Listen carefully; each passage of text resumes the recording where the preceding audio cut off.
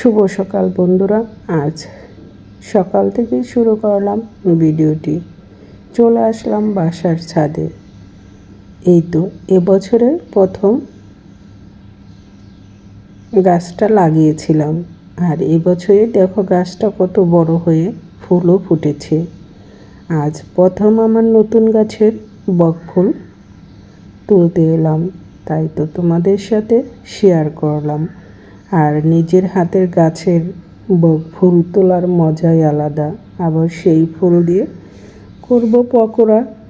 দেখতে হলে সাথেই থাকো আর দেখতেই থাকো। সবাইকে নমস্কার দিয়ে শুরু করছি আজকের ভিডিওটি। এই তো দেখতেই পাচ্ছ কতগুলো ফুল হয়েছে। ফুলগুলো খুবই সুন্দর, আর নিজের বোনা গাছের ফুল বলে কথা, তার আনন্দটাই আলাদা। দেখতেই পাচ্ছ কতগুলো ফুল তুলে নিয়ে এসেছি, আর সেটাই তোমাদের সাথে শেয়ার করতেছি। আর এই বক ফুলের ভিতরে এই যে শক্ত একটা ম্যাচের কাঠির মতো থাকে, এই ভিতর থেকে শক্তটা ফেলে দিতে হবে, এবং এভাবে ফেলে দিয়ে ভিতরে কোনো পোকা টোকা আছে কিনা সেটাও দেখে নিতে হবে। সবগুলো ফুল থেকে আমি এভাবে শক্ত ম্যাচের কাঠির মতো এটা ফেলে দেব। মানুষ কথায় বলে নিজের হাতের গাছের জিনিস অল্প হলেও অনেক আনন্দ এবং অনেক ভালো লাগে। ঠিক সেটাই আমারও অনেক ভালো লাগতেছিল যে নিজের হাতে গাছ বুনেছি এবং সেই গাছে ফুল ফুটেছে, এবং তা আবার তুলে নিয়ে এসেছি পকোড়া করব বলে। এখানে আমি একটা বেটার তৈরি করে নিচ্ছি। অর্ধেক চালের গুঁড়া, অর্ধেক আটা বা ময়দা নিলেই হবে, বা বেসন, যার হাতের কাছে যেটা থাকবে ঠিক সেটা দিয়ে এভাবে মিলিয়ে নিতে হবে। আমার কাছে আটা ছিল তাই আমি আটা দিয়েই নিয়েছি। এখন সুন্দর করে স্মুথ একটা বেটার তৈরি করে নেব। আর দিয়েছি এখানে স্বাদ মতো লবণ, হলুদ গুঁড়া, মরিচ গুঁড়া।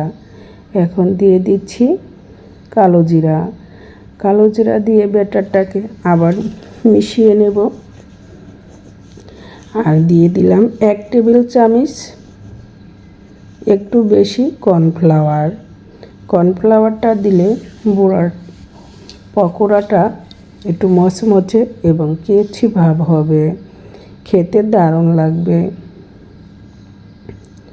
আমার বেটারটা তৈরি করা হয়েছে, এর ঘনত্বটা ঠিক এরকম থাকবে। আর বকফুলের পকোড়া খেতে কিন্তু দারুণ মজা।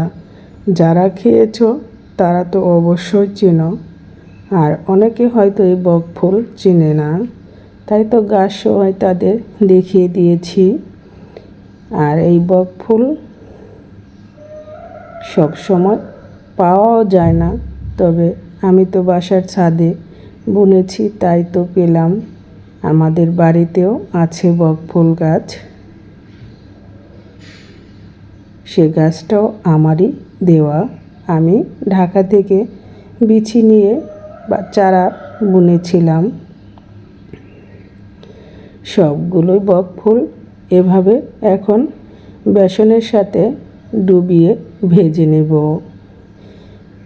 দেখতেই পাচ্ছ বন্ধুরা কতটা সুন্দর লাগতেছে। আমার তো খুবই ভালো লাগতেছে, কারণ আমার নিজের গাছের ফুল তুলে নিয়ে এসে এত সুন্দর পকোড়া করতে পারছি। তাই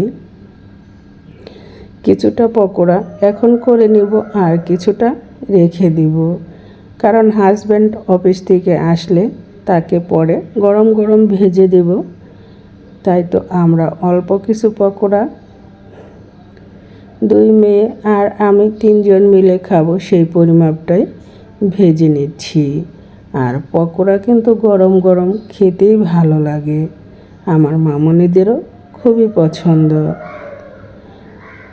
পকোড়া ভাজতে গেলে আমার মায়ের কথা মনে পড়ে। আমার মা এভাবে যে কোনো জিনিসের পকোড়া তৈরি করত, আর আমি চুলার পাড়ে বসে বসে মার সাথে খেতাম, কারণ আমি ভাতের সাথে পকোড়া খেতে বেশি পছন্দ করতাম না।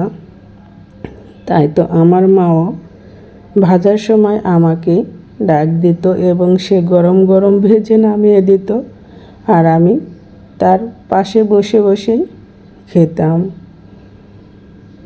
তাই তো আজ ডাক দেওয়ার কোনো মানুষ নেই, পকোড়া আর কেউ ভেজে আমাকে মায়ের মতো ডাকবে না। খেতে মন চাইলে নিজেকে ভেজে খেতে হবে। আর এই বকফুলের পকোড়ার সাথে তৈরি করব বেগুনের বড়া। বেগুন কেটে ধুয়ে স্বাদ মতো লবণ, হলুদ গুঁড়া, মরিচ গুঁড়া, 1 টেবিল চামচ চিনি দিয়ে মেখে নিয়েছি। আর চিনি দিয়ে বেগুন ভেজে খেতে কিন্তু দারুণ লাগে, এবং অল্প পরিমাণ চিনি দিয়ে বেগুন ভেজে নিলে তেলও কম লাগে, এবং যে তেলে বেগুন ভাজা হয় সে তেল থেকে বেগুন থেকে তেল কিন্তু ছেড়ে দেয়। আমি এক পাশ কড়া করে ভেজে নিয়ে অপর পাশ উল্টিয়ে দিচ্ছি। আজ সকালের এই ছিল খাবারের আয়োজন। পকোড়া দিয়ে বেগুন পকোড়া, বকফুলের পকোড়া, আর সাথে আছে ডিমের অমলেট। কারণ গরম গরম ভাতের সাথে এই শীতের সকালে এমন পকোড়া দিয়ে খেতে কিন্তু ভালোই লাগে। তোমাদের কেমন লাগে? আমাদের কাছে তো খুবই ভালো লাগে। তোমাদের ভালো লাগলে লাইক, কমেন্ট, শেয়ার করে অবশ্যই আমার পাশে থাকবে। বেগুন ভাজাগুলো কিন্তু হয়ে গিয়েছে, এখন চুলা থেকে তুলে নেব। এই তো দেখতেই পাচ্ছ আমার পকোড়া কিন্তু রেডি।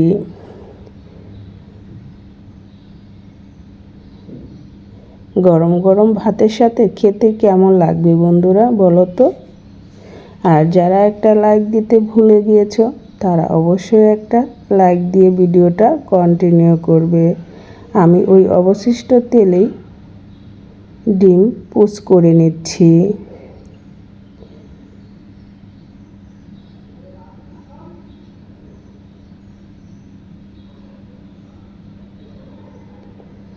সবাই ভালো থেকো, সুস্থ থেকো। আবার আসবো তোমাদের মাঝে। আজকের ভিডিওটি তোমাদের কাছে কেমন লাগলো অবশ্যই কমেন্টস করে জানাবে। আর নতুন বন্ধু যারা আমার পরিবারে আমার ভিডিও দেখতেছো তারা আমার চ্যানেলটা সাবস্ক্রাইব করে পাশে থাকা বেল বাটনটি অন করে দেবে। এই তো দেখতেই পাচ্ছ খাবার রেডি। সবাই ভালো থাকো, বাই।